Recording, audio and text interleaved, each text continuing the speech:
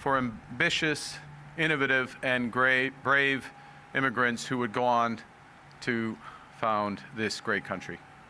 In these harbors, 3 nations came together under the banner of trade and mutual prosperity to build. Over the years, ports like Pier 21 in Halifax, in Vancouver, and the Port of Montreal welcomed generations of new immigrants ready to bet on Canada. And from these ports, our young country set out to face tyranny in Europe and to build the foundations of Canadian prosperity, to drive ingenuity and innovation and cement our status as a global trading power. Not only did these ports shape our economy, they helped shape our identity. À quelques centaines de mètres d'ici, a few hundred meters from here is the St. Lawrence Seaway, one of the major infrastructure projects with which we built the country we have become. A project that allowed us to renew our economy and our trade relations. A project that made Canada strong. In my first days as Prime Minister, I traveled to France and to the United Kingdom to reinforce our ties to those reliable partners, because, once again, we must renew our trading relations. Once again, we must renew our economy. Today, President Trump and I spoke on the phone. We had a very constructive discussion, and we agreed to begin comprehensive negotiations about a new economic and security relationship between our 2 sovereign countries immediately following the federal election. I made it clear that I will be working very hard with my colleagues behind me. I will be working very hard over the next month to earn the right to represent Canada in those discussions. Dans l'intervalle, nous avons convenu que les conversations we agreed that conversations between Minister Leblanc and Secretary Lutnick will intensify with a view to responding to immediate concerns. I informed President Trump that my government will be implementing counter-tariffs to protect Canadian workers and our economy, following the announcement of new trade actions by the United States on April the 2nd. Together as Canadians, we must protect our workers. We can do that, build our economy, and make Canada strong. What is clear now is that the relationship between Canada and the United States has changed. We are not the ones who changed. We have stayed the same, proud and strong. Right now, as Canadians, we have to look out for ourselves, and we have to look out for each other. Canada is strong, but we're even stronger when we are united. And our response to these latest tariffs is to fight, to protect, and to build. Yesterday, I brought together my Cabinet Committee on Canada-US relations. Today, I had a virtual meeting with the premiers of the provinces and territories. In the coming days, I will be attending the meeting of union leaders and Indigenous leaders. Those discussions will allow us to develop a coordinated response. We are all on the same page. We will not step back. We will rather respond with strength. I know that Canadians are concerned, and that is why I have pledged that every dollar that we receive through these counter-tariffs will be used to support our workers. on a déjà agi. And we have already taken action so that any workers who lose their jobs will not have to wait to receive employment insurance benefits. We have made EI more accessible as well. And we are putting more money in your pockets by cutting taxes for the middle class so that a two-salary family will save $825 a year, so that businesses can postpone their revenue payments as well as their HST remittances to increase the regional development agencies' funding. We must continue to act. So today, I am announcing another measure to be taken by my government.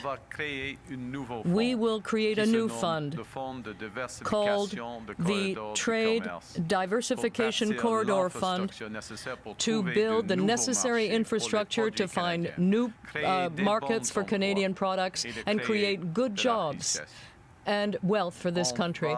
We will immediately encourage Canadian ports to work together, to cooperate, to become more competitive with others.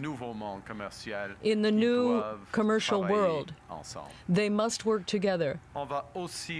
We will also strengthen security at our ports by investing in the partners and technologies that will allow us to stop the flow of drugs like fentanyl across the border, as well as illegal guns and stolen automobiles. We will create a new fund called the Trade Diversification Corridor Fund to build the infrastructure that will help diversify our trade, create new jobs, and drive economic growth. We will now encourage our Canadian ports to cooperate with one another. Up until this moment, our ports have been competing with each other. In the new global economy, they need to work together. We'll also strengthen the security of our ports, put more boots on the ground, and use new technologies to stop the traffic of drugs such as fentanyl, as well as illegal guns and stolen cars. Il est évident que les États-Unis ne sont plus un partenaire that the United fiable. States is no longer a reliable partner. It is probable now that by negotiating, we will be able to restore an element of trust. But we cannot go back. Over the coming weeks, months, and years, we must fundamentally reimagine our economy. We must ensure that Canada can succeed in a drastically different world. The old relationship we had with the United States, based on deepening integration of our economies and tight security and military cooperation, is over. What exactly the U.S. does next is unclear, but what is clear is that we as Canadians have agency. We have power. Nous sommes maîtres chez nous. We are masters in our own home. We can control our destiny. We can make ourselves more productive. We can make ourselves more competitive. We can build a stronger and more resilient economy by breaking down internal barriers and building one Canadian economy. We can diversify our trading partners, including through new trade infrastructure. That's what I'm squarely focused on as Prime Minister. My solemn promise is to stand up for Canadian workers, to stand up for Canadian businesses. We will stand up for our history, our values, and our sovereignty.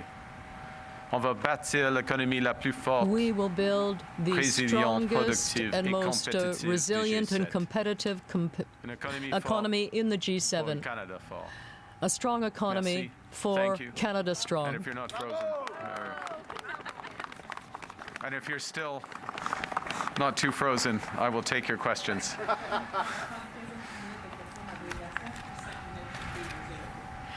Bonjour, Monsieur Carney. Fanny Hello, Olivier de Mr. Radio-Canada. Carney, Radio-Canada. Tout à l'heure, Donald Trump a évoqué l'idée que Earlier, le Canada Donald Trump pourrait said that peut-être Canada être exempté des may tarifs du 2 be avril. exempted Est-ce from que the c'est April votre 2 compréhension tariffs. à la Is lumière that de cet your appel-là que le Canada understanding pourrait in the être light of your call exempté with le 2 him avril? that Canada could be exempted on April the 2nd? First of all, the President and myself had a very productive and constructive discussion today, and we made progress today.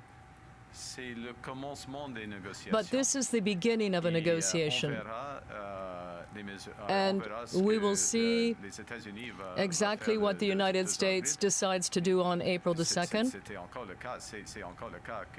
It is still the case that tariffs already apply to Canadian goods. Did you ask for it in English? I'm sorry. Yes, okay.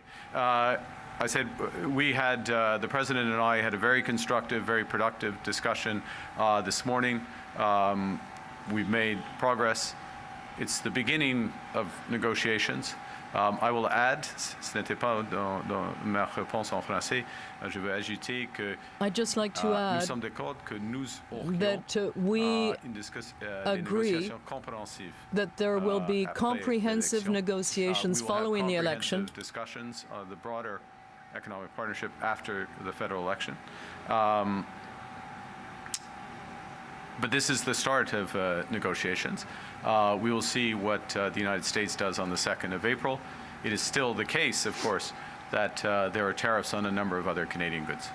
Est-ce que vous vous engagez à Are you exclure la pledging gestion de l'offre to par un projet de loi? exclude, Donc vraiment de façon législative, exclure la gestion de l'offre des futures supply négociations management avec les from Américains? any future negotiations with the U.S.? Well, at the beginning of my election campaign, or my campaign to become leader of the Liberal Party, I was very clear on that point. We will never discuss supply management with the U.S. But do you need a bill for that, a legislative measure?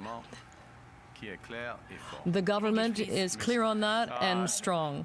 On supply management, I said with respect to supply management, I have been clear. From the very first day of the launch of my leadership campaign for the leadership of the Liberal Party, the launch of my economic platform with Mr. Champagne on Mauricie, that we will never have discussions with respect to supply management. It's off the table. And what one needs to ensure that is to have a government and a prime minister with that commitment with a strong mandate. Thank you. Bonjour, Monsieur Carney. Bonjour, madame. Hello, Mr. Carney. Vous venez de répéter qu'il y aura You pas have de just retour en arrière repeated sur la that we relation cannot avec go les back when it États-Unis. comes to our En même temps, relationship vous with the dites que United vous avez eu States. une At the same discussion time, très you constructive. say Donc, that you est-ce had que quand very même il y a eu constructive du discussions with the mouvement dans president. votre- So dans has there votre been any movement perception in sur, terms of your est-ce que c'est possible d'avoir un perception? réchauffement ou un retour de la Do you think confiance? that there could be a warming of relations? Well, we have made progress. I want that to be clear. Le président, il veut transformer But the president wants to transform the U.S. economy, and for that reason, l'économie mondiale. he will transform the global economy, including the Canadian economy. Des secteurs stratégiques, selon lui, pour l'économie canadienne. There are strategic sectors here in Canada, such as steel and aluminum, and the auto sector, softwood lumber, and there are others as well. Nous pouvons faire de progrès. And we can make progress, De grands progrès, selon moi. major De grands- progress, on in peut my pas faire de opinion, grands progrès dans cette situation. in the Mais current ça, c'est circumstances, différent de but monde that's des, different 90 from et, le monde de NAFTA et même that's different from NAFTA en effet. and the Il y a des NAFTA agreement changements that ici. we C'est pas- negotiated. Le point clé, The key point c'est here pas un processus is that d'avoir The process is not about increasing the integration of our two economies. That's different. The momentum has changed now, and we have to respond, and we can respond. We can build a very strong economy here. We can build ties to other economies around the world, and that's what we're going to do. Mr. Blanchet has said that it was pretentious on your part to already schedule a meeting after the election with Mr. Trump, because there is no guarantee that you will be the person elected on April 28th. So what do you respond to Mr. Blanchet? Well, first of all, what is clear is that Mr. Blanchet will not be at that meeting. As I said, and as I just recently said, I will be working tirelessly to win the support of Canadians and Quebecers. There will be a meeting between the Prime Minister of Canada and the President of the United States. That is one of the results of the conversation I had today. I think if I'm there, it would be better for Canada and Quebec, but we'll see what happens. That is a decision to be made by Canadians. Canadian press. Can you give us a sense of the tone that Donald Trump struck with you on the call? Did he call us the 51st state? Did he call you the governor, or was he more respectful like he was in the Oval Office today? It was, as I say, it was a very his words very productive, mine very constructive. They mean the same thing. It was a very cordial, substantive call. Look, this was a call between two leaders of their respective governments, between two sovereign nations. It was a call focused on, the spirit of the call was both cordial and focused on making progress. And that's why you had several things. One is an agreement, which is what I wanted, what I think he wanted as well. And I've been clear about this for a number of weeks, to have a comprehensive discussion on our broader economic and security partnership. We agreed to that. As also to have intensive discussions between our ministers, including obviously the Minister of Foreign Affairs, who kindly is here, and who can withstand absolutely anything, including this. Elle travaille sans relâche. She's working tirelessly. She's working all the time. Her counterpart, Secretary Rubio. So those discussions will go on intensively. So positive, cordial, constructive, focused on action, exactly what we want. And did you and the premiers decide on anything in the meeting today? Well, the purpose of the meeting today, which was a little, just under an hour and a half, was to, largely for me to debrief the premiers on where we stood. Secondly, to hear directly from them on their perspectives on two things. One is on the countermeasures that the Government of Canada, these are decisions of the Government of Canada, countermeasures the Government of Canada could take. So wanted to have their input for that. It's very important. Secondly, to continue the discussion on how we're going to build this economy. And to reinforce those discussions. And in both respects, it was very timely and helpful to have those discussions. Thank you. Next question. Good afternoon, Ashley Burke, CBC News. President Trump's tone changed today when he talked about Canada. It seemed more positive, and same thing with the call. Do you trust that? Is there a strategy there? There's always a strategy in a negotiation. Look, I think we've been clear about our priorities, how we're going to approach this. We've been clear that we have other options. We have other trading options, which we're going to continue to build, to be absolutely clear. We're going to continue to develop those trading options. We've also been clear about our priorities here domestically and how we're going to build out this country. Perhaps there was a different impression before about how strong Canada really is. You've said that you wouldn't sit down with Mr. Trump and talk to him unless he respects Canada's sovereignty. Did you convey that to the president today? And if so, what did he say? The president respected Canada's sovereignty today, both in his private and public comments. Monsieur le Président a respecté la souveraineté de notre pays respected the sovereignty of our dans la country, conversation privée et both dans in ses commentaires publics. in our private conversation and in his public comments. On va, well, ça suffit, monsieur. I think that's enough. Je suis tenté d'ajouter des mots. Tempted to add more, but Okay.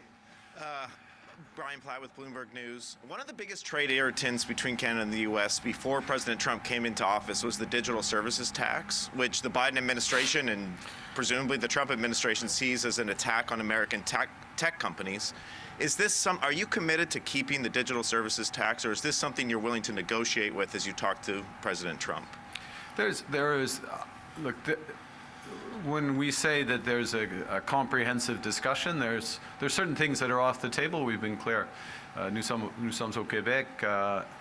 Je veux souligner. We're in pas la Quebec, gestion de l'offre, and when it comes to supply management la langue and française et la issues culture. involving culture and arts, they will never ever be on the table. Look, we can have discussions, but we will only agree to things that are in Canada's interest.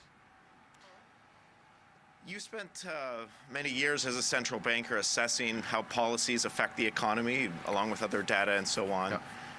When you look at President Trump's policies, if they're all implemented, do you believe they will cause a recession in the U.S., and how would that impact Canada? Well, the second part of your question is easy, which is a recession in the United States always negatively impacts Canada. We have had examples when the U.S. has had a recession and we haven't had a recession. I'm trying to remember who was governor of the Bank of Canada at the time that happened.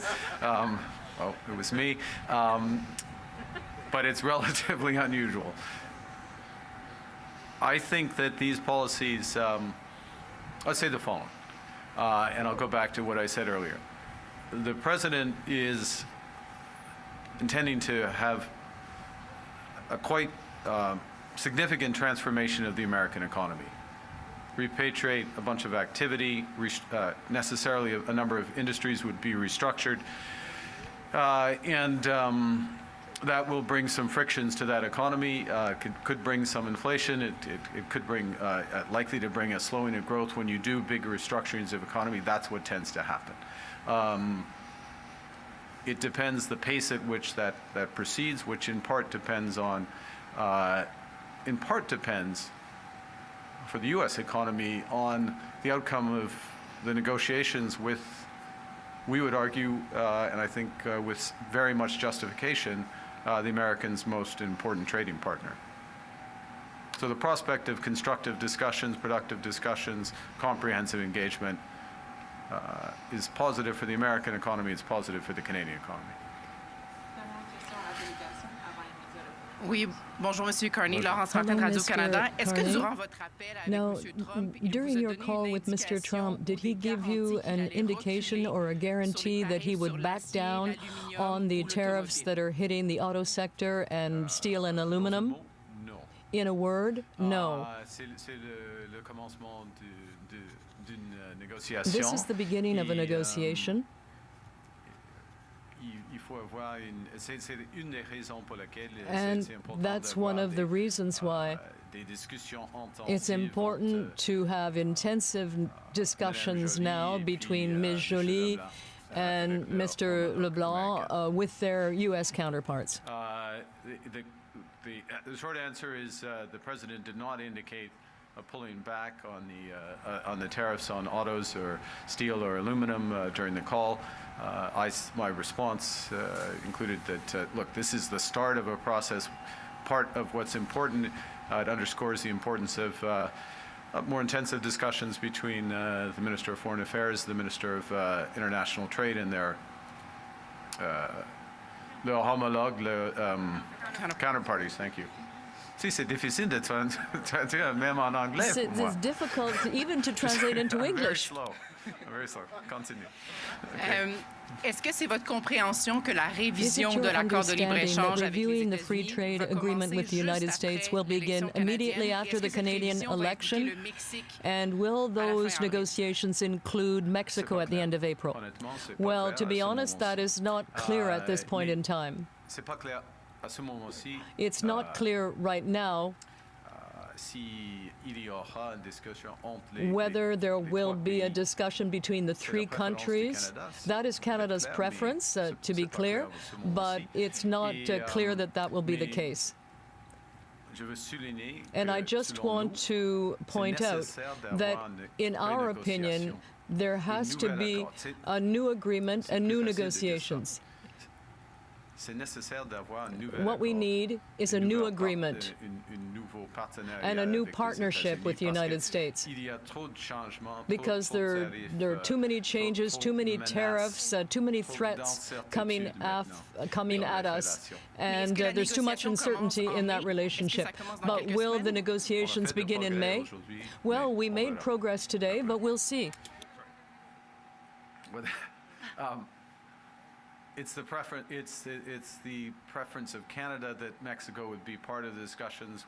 This is an important relationship. It's one that's worked exceptionally well. But honestly, I don't know. There have been many changes. The core point about the need for a new negotiation, a new partnership, certainly between Canada and the United States, is underscored by the number of tariffs that have been in place, the numbers of tariffs that have been threatened, the uncertainty that's been created by that, the scale of ambition of what the U.S. administration is trying to do. All of that means that, in our judgment, I think there's an agreement on the other side that we need to come and develop a new partnership. Prime Minister, sorry, you were clear to President local Trump. media? No, I apologize, Yeah. but you were clear to the president that you are going to retaliate. And what was his reaction? You've seen my statement. I'll leave it at that. Hey, good afternoon, Mr. Carney. I want to ask you about Greenland. Vice President J.D. Vance is in Greenland today, reiterating their insistence that Greenland can't protect itself and that America basically ought to own the nation. What's your response to that? The outgoing Prime Minister of Greenland has criticized the rest of the world for not standing up more aggressively to these threats. So what would your position be, and how could you help Greenland push back against these threats? Look, I'll say the following. Obviously, we respect the sovereignty of Denmark, the sovereignty of Greenland by extension. We're an Arctic nation. What we have focused on most immediately, I'm going to use your question as an opportunity to underscore the major steps that this government has taken in the last 2 weeks to reinforce our Arctic sovereignty, a new over-the-horizon radar system that we put in place. Troops, air, sea, and land troops, 365 days a year in the Arctic, protecting our Arctic.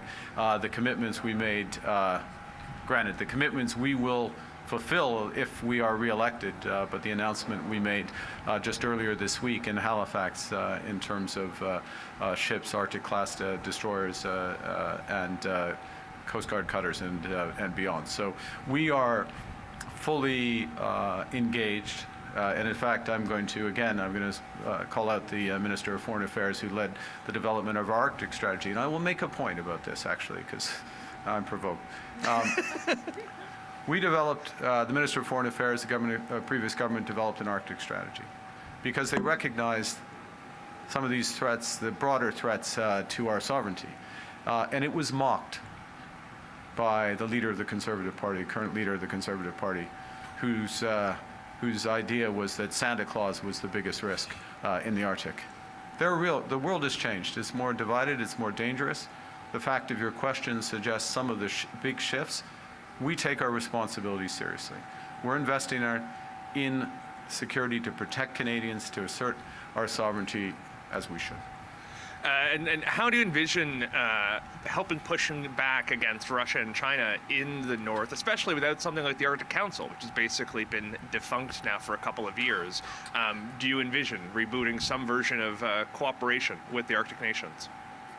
Well, we have, and as part of the reason, and it may seem like a small thing, and it was mocked by the, again, by the leader of the Conservative Party, who doesn't take any of his security responsibilities seriously, it's evident, but putting in place an Arctic ambassador, in part to invigorate the relationships we have with allies or like-minded countries in the Arctic. Russia is not in any way, shape, or form one of those countries.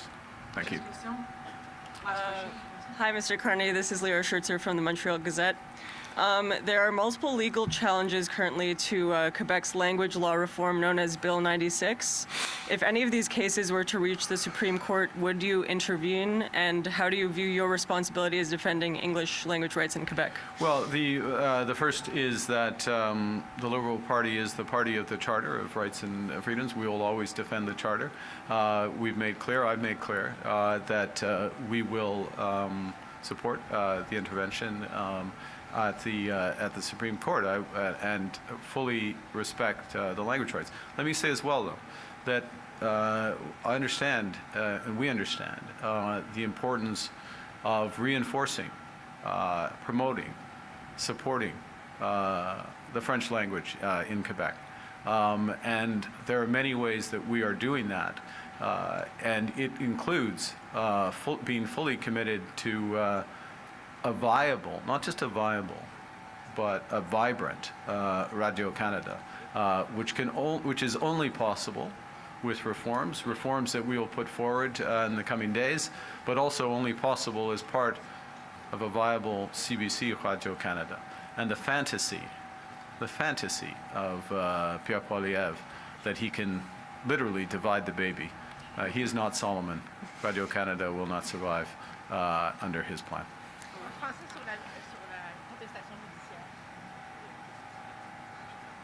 Pardon?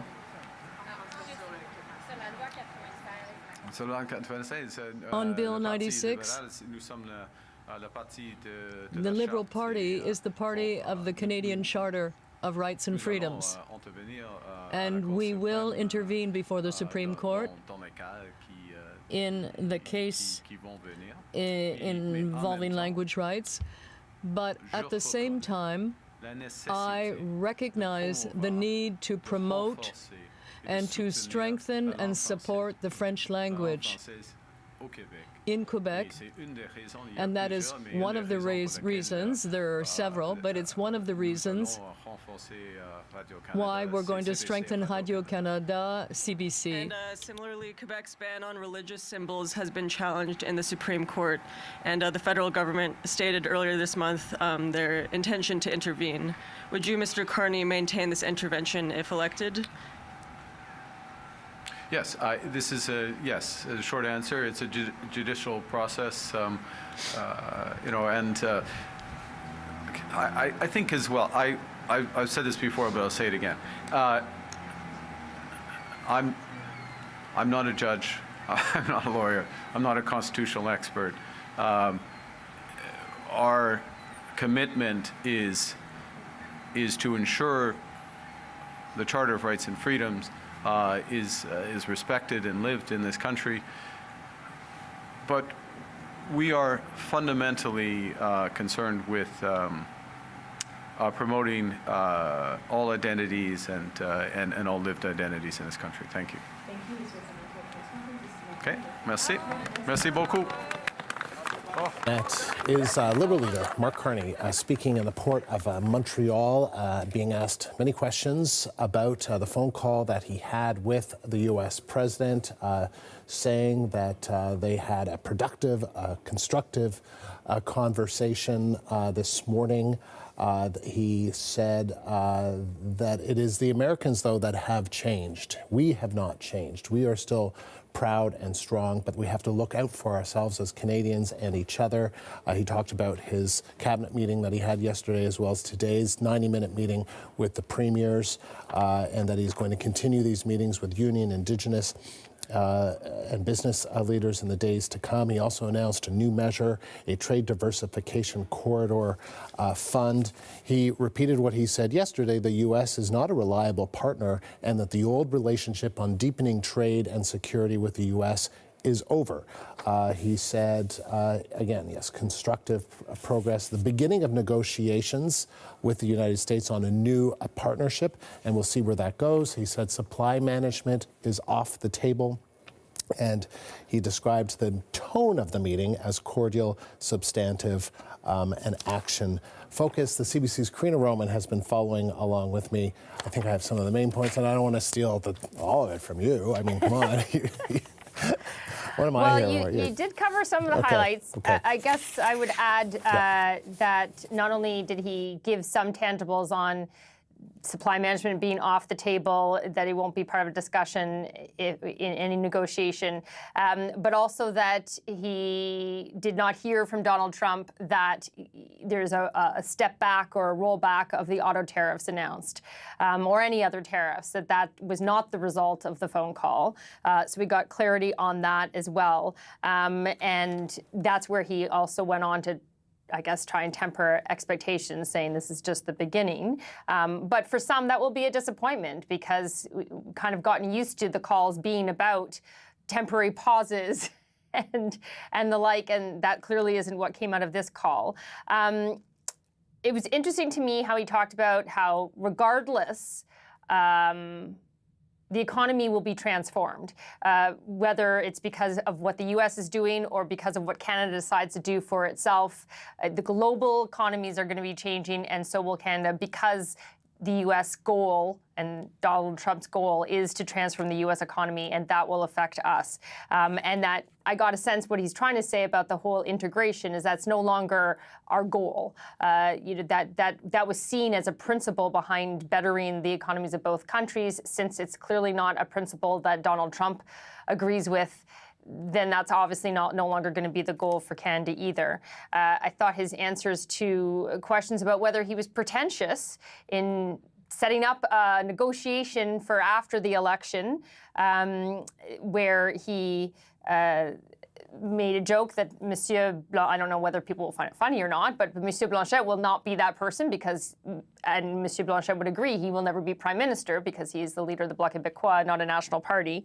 But it did sound to me, if you think about the complaints from Monsieur Blanchet, that, you know, he's not consulting with the leaders of the other parties and sort of doing everything from on high. He did talk about his call with the premiers. To him, clearly, that is who he needs to be consulting with and talking to in terms of the way forward and how Canada should respond to these threats.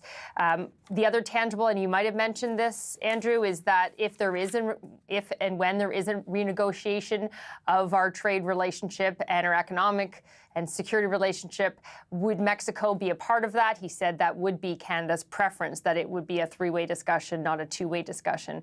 If you hadn't mentioned that, I did also think that was interesting as well. There is more, but I will stop for now. No, that's good. I did not mention that, but that also stood out for me. And also, he talked about how the president respected the sovereignty of our country privately and publicly, and then he said, okay, that's it. I'm tempted to add more, but, and then he laughed, and I'm tempted to wonder more of what he wanted to add, but that obviously, yes. Yeah, but let's talk a little bit about what Donald Trump. That's Mark Carney. That's what his take on the whole call was. But let's listen to what Donald Trump had to say about the call. Well, absolutely. But we had a very good conversation. Mark called me today at 10 o'clock. We put out a statement. We had a very, very good talk. He's going through an election now, and we'll see what happens. But we have Liberation Day, as you know, on April 2nd, because, and I'm not referring to Canada, but many countries have taken advantage of us. And I should just note the absolutely at the beginning of that was a reporter's question on whether tariffs are coming against Canada, and the answer, absolutely. So what that looks like. So what should we make of this moment that we are in this U.S.-Canada trade war at the beginning of a Canadian election campaign? Well, if to be believed Mark Carney, there's no reason to doubt that what he says in his statement and there in person was that he also told Donald Trump in response to the April 2nd tariff still being on, that Canada is still prepared to retaliate with its own tariffs.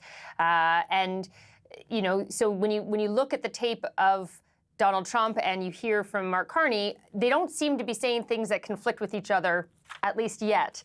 We have run into that in the past where the readouts or the interpretation of what the call was like or the meeting was like, and not just between Canada and the U.S. We've seen that in other meetings Donald Trump has had where the interpretation seemed very different. They took different things away from the meeting. But for today, this seems like they're somewhat on the same page in how they perceive the meeting. What we don't know is when Mark Carney says that his impression is that Donald Trump has sort of a new impression of how strong Canada is, that perhaps he underestimated Canada before and now he isn't. I don't think we have any way of verifying that without asking Donald Trump himself. But perhaps that's a positive sign if true. And for now, we have a president not mentioning Canada being the cherished 51st state going forward, either publicly or, according to Mark Carney, privately. So I suppose that is progress as well. But I think no one feels like there's a big sigh of relief. There's a little sigh of relief that today seemed to go well. But I think we're all a little bit on tenterhooks about whether or not we'll be surprised with something at another point that will just revert back to where we were before. And that's all this is really a wait and see kind of situation. Karina, thank you. The CBC's Karina Roman reporting live from Ottawa. I now want to bring in Louise Blais. She served as Canadian ambassador to the UN from 2017 to 2021 and also as Consul General of Canada in Atlanta. And we've reached her in Montreal. Louise, appreciate you taking the time and your patience while we got through all that. Thank you. Thank you, Andrew. So what is your main takeaway? Little sigh of relief, big sigh of relief? What do you think? Look, I think it was a good day. I don't think we should at all be off our guard. We have seen this sort of moment with the president. Really, Zelensky was the exception. Usually meetings do go well. They're usually warm. They're usually cordial. We've had a lot of calls that have been described that way with him in the past. So I think we have to be cautious. But he is changing his language, and above and beyond what transpired during the call, as important was how he himself, President Trump, described it, both in a post that he issued shortly after the call, and also in the Oval Office today. So there was no more denigration, there was no more 51st state. The Prime Minister was the Prime Minister. So I think that's very important, but we do need to unpack what has been said, what will be the next step, and we are in the middle of an election here in Canada. So let me unpack just a couple of those. So why do you think there's, at least for now, there does seem to be not this denigration, not the 51st state, referring to the Prime Minister as the Prime Minister? What has changed? Well, this is a question really to ask him, and we always, having to kind of second guess. But I think that he has said it, we have to be careful. He said it himself, Donald Trump, that he would prefer to work with the Liberal Prime Minister. Why is that? Well, we don't know. What's he up to? What's he thinking? Why is he toning down the language? I think we just have to, for now, take it at face value because there's no point in wondering. But I think we should be thinking what his next move is going to be. What's the end game for him? And I think we have a little bit of an indication what that could be in the form of this agreement that really this call has yielded, is that there will be a discussion about a comprehensive agreement. So we get the impression that on the Canadian side, that means comprehensive economic agreement. But I think we have a lot of reasons to believe that for the American president, it's going to probably go beyond that, that there might be some security guarantees built into it. There might be requests for access for certain natural resources. I mean, up until now, he has obviously indicated that he sees Canada as the country and the territory as strategic to U.S. interests. So I think we have to be very careful. And I think while it's positive that we're going to get to a negotiation table, we have to be ready for what he may ask. That's interesting you say that, Louise, because Mark Carney said that, you know, he repeated what you just said about a new agreement, but he said this will not mean a further integration of the Canada-U.S. relationship, that relationship is over. So what do you make of that? Well, I think that's very interesting. It's probably the right thing to say at this point. The fact of the matter is this is what we've built our economy on. And so what does he mean in terms of, does he want to unravel that? I'm also seeing that he has also, the Prime Minister has also said that he will continue to explore a partnership with European allies in particular. He obviously, we know that's where he traveled after he became Prime Minister. He seemed to have said that he said that to the president. We are now moving forward as a different Canada, as a strong Canada, and one that will be a partner to the United States where it suits us, but we will also look elsewhere. So clearly this is the mindset of Mark Carney at the moment, but we're a long ways away from that negotiation table. I mean, that'll have to happen after the election results are in, and we'll have to go from there. You mentioned that the president has said that he would prefer a Liberal government. I mean, I'm just curious about a couple of things. One is your sense of this role that Donald Trump is playing in a Canadian election campaign. It's just unbelievable in terms of just how omnipresent he is. And then some of the characterization, the description of this by Pierre Poilievre, the Conservative leader, who said clearly Donald Trump wants a Liberal government because they want to deal with a weak government. Well, I mean, we can characterize the reason why he wants a Liberal Prime Minister or government, but what I can say is clearly this is unprecedented. Usually in our history, and I've worked in the bilateral relationship for a very long time, the golden rule was to never, ever, on both sides of the border, issue a preference for an electoral outcome. I mean, that's just a golden rule that now is broken completely, it appears. And a lot of norms are going out the window. We're supposed to be in a caretaker period. There's nothing caretaker about this. We have a very active Prime Minister who is conducting international relations during a crisis. Now, he's not negotiating anything. So to be fair to Mark Carney, and he probably has no choice. He must lead the country through this period of the election campaign. But historically, everything stops. When the writ drops, really, you're not supposed to enter into any big conversation, big decisions.